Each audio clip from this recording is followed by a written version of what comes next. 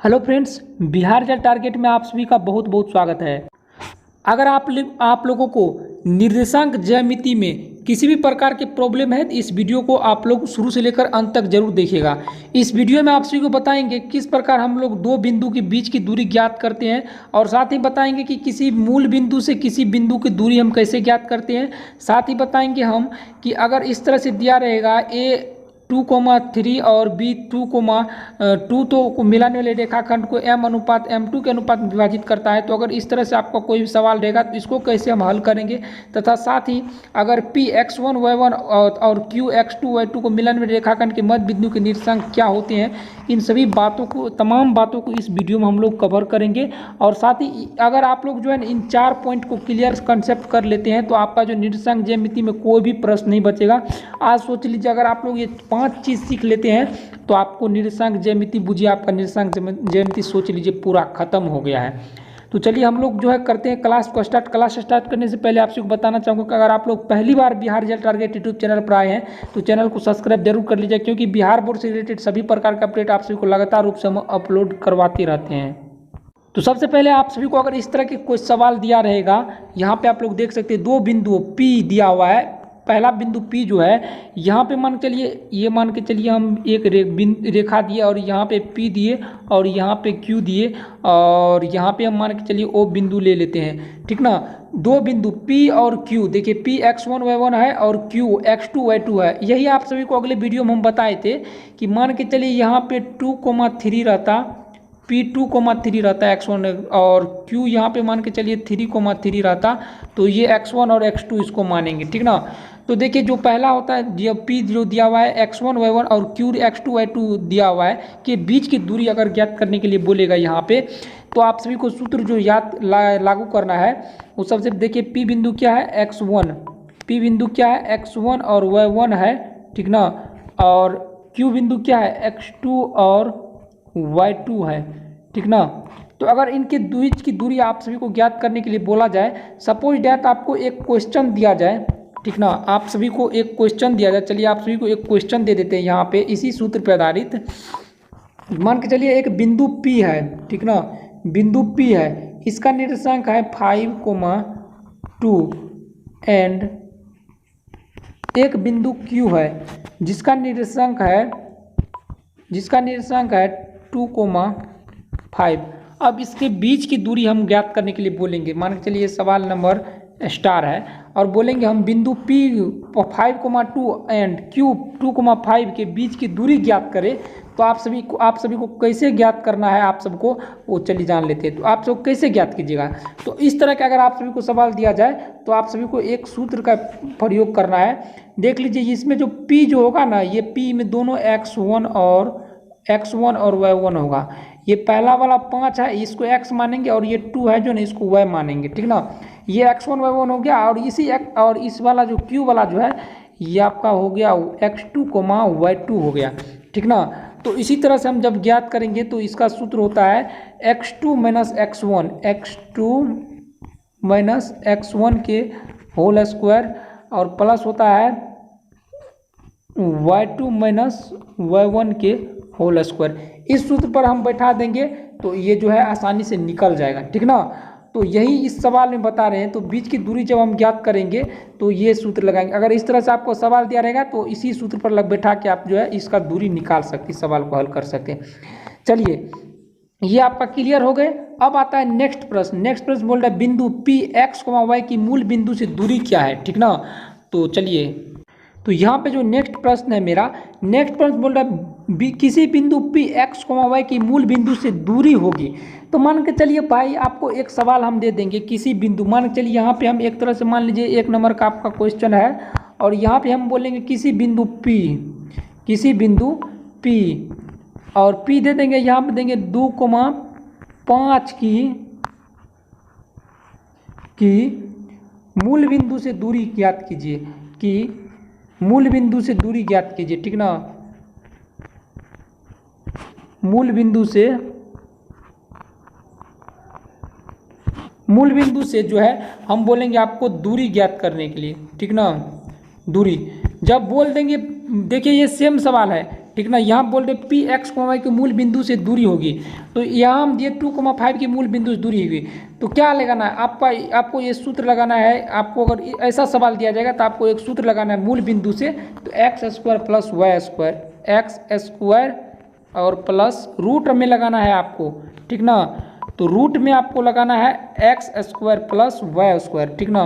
तो चलिए हम यहाँ पे देंगे एक्स स्क्वायर प्लस ये जो है ना वाई स्क्वायर, यानी इसको जब हल करेंगे तो 5 का स्क्वायर प्लस 2 का स्क्वायर प्लस 5 का स्क्वायर, अगर रूट में करेंगे हम 2 का स्क्वायर प्लस 5 का स्क्वायर, तो ये सूत्र अगर हल करेंगे इसको, यानी 4 प्लस 25 ये रूट में आ जाएगा और ये हो जाएगा आपका 29, ठीक ना।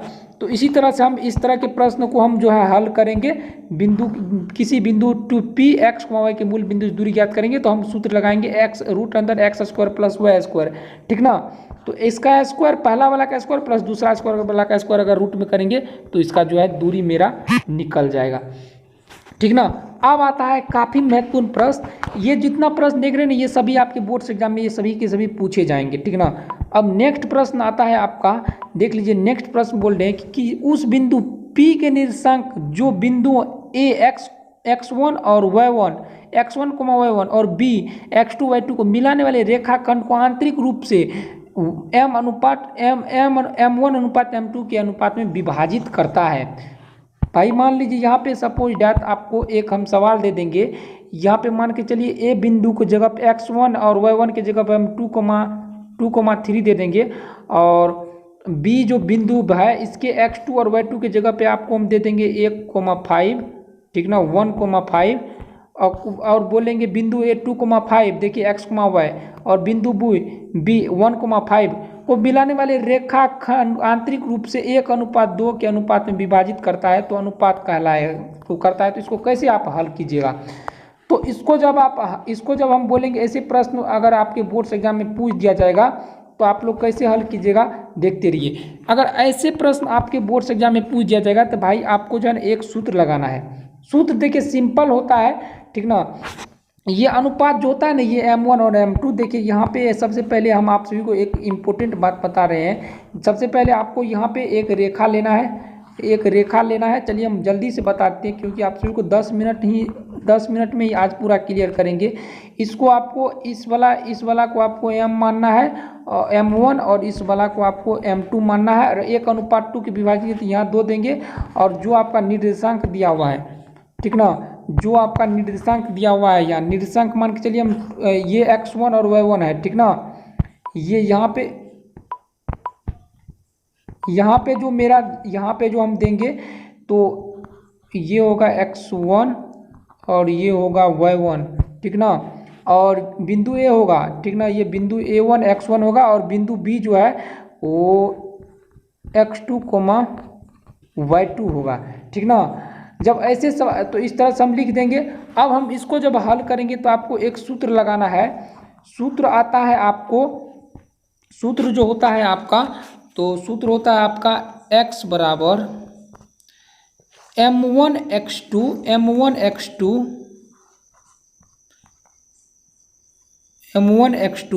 प्लस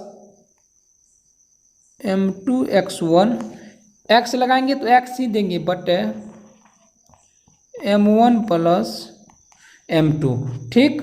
और उसके बाद आपको लगाना है, ये तो पहला हो गया, और y बराबर इसी में कोमा दे करके आपको जो है y बराबर लगाना है। तो y बराबर लगाएंगे तो m1, और देखिए सेम यही सूत्र लगाएंगे मगर y दे देंगे, m1 y2 plus m2 y1 but m1 plus m2, ठीक ना। जब भाई हम आपको ये इतना दे देंगे और यहाँ पे सब कुछ दिया हुआ है, x1 का वैल्यू यहाँ पे दिया रहेगा, और m1 का तो ये हो गया 1 और m2 का ये 2 हो गया, तो आप लोग इस सूत्र पर बैठा के आसानी से इसको हल कर लेंगे। यहाँ पे गुना है, तो चलिए इसको आप लोग सीख गए। इसी पर कल से आप सभी को पूरा चलेगा, आप सभी का बैच पूरा देखिए आपका इसी पर बैच चलेगा। अब देखिए आता है बिंदु P x1 y1, यहाँ पे 2 और 5 दे देंगे, और Q 3 और 2 देंगे। अगर बोलेंगे इसको मिलान में रेखाखंड के मध्य बिंदु का निर्देशांक होगा तो मध्य बिंदु का निर्देशांक हम x1 वाला को, ये x1 और ये x1 वाला को हम जोड़ देंगे, ठीक ना। 2,5 रहता तो 2 यहाँ लेते और 5 ये लेते, इसको जोड़ के बटे में 2 दे देंगे, ठीक ना। ये x1 और प्लस x2 बटे हम 2 दे देंगे, और ये y1 प्लस y2 का, जो y1 की जगह पे 5 रहता, y2 की जगह पे 2 रहता, तो ये हम 5 प्लस 2 दे करके यहाँ पे नीचा में 2 दे देंगे, ठीक ना। और इसको हम जोड़ेंगे तो ये हो जाएगा आपका 7/2। इसी तरह से आपको हल कर लेना है, और m1 x1, ठीक ना। तो आप सभी को ये वीडियो समझ में आ गए होंगे। तो चलिए अब हम आपको बढ़ते हैं लेकर के महत्वपूर्ण प्रश्न की ओर। एक महत्वपूर्ण प्रश्न, शीर्ष का निर्देशांक होता है a x1 y1 और b x2 y2 और c x3 और y3 के वाले त्रिभुज का क्षेत्रफल जब पूछेगा, तो आप सभी को जन इसी वाला सूत्र पे x1 की जगह पे जो मान रहता है x1 की जगह पे दे देंगे, और y2 माइनस y3 की जगह पे y2 और y3 की जगह पे जो मान रहता है, इसी तरह से हम इसको जो है हल कर लेंगे, ठीक ना। अब देखिए, त्रिभुज का क्षेत्रफल शून्य से, जिसका मान शून्य होता है तब वो किसी ABC संरेख न हो, ठीक ना, तो वह सदैव धनात्मक ही लिया जाता है, ठीक ना। तो वो धनात्मक ही लिया जाता है, ठीक ना। शून्य न रहे तो, और वो धनात्मक, अगर शून्य आ जाएगा माइनस में आ जाएगा तो वो संरेख ही नहीं होगा। तो आशा करता हूँ आप सभी को ये वीडियो पसंद आए होंगे। वीडियो अगर पसंद आए चैनल को सब्सक्राइब जरूर कर लीजिएगा, साथ ही लेटेस्ट जो भी अपडेट होगा बिहार रिजल्ट टारगेट की तरफ से सभी को, आप सभी को मिलता रहेगा। Thank you friends. और आप सभी को जो है बता दें कि अगर आप लोग टेलीग्राम ज्वाइन नहीं किए तो लिंक डिस्क्रिप्शन में, वहाँ से जाके आप लोग ऑलरेडी ज्वाइन कर सकते हैं। धन्यवाद।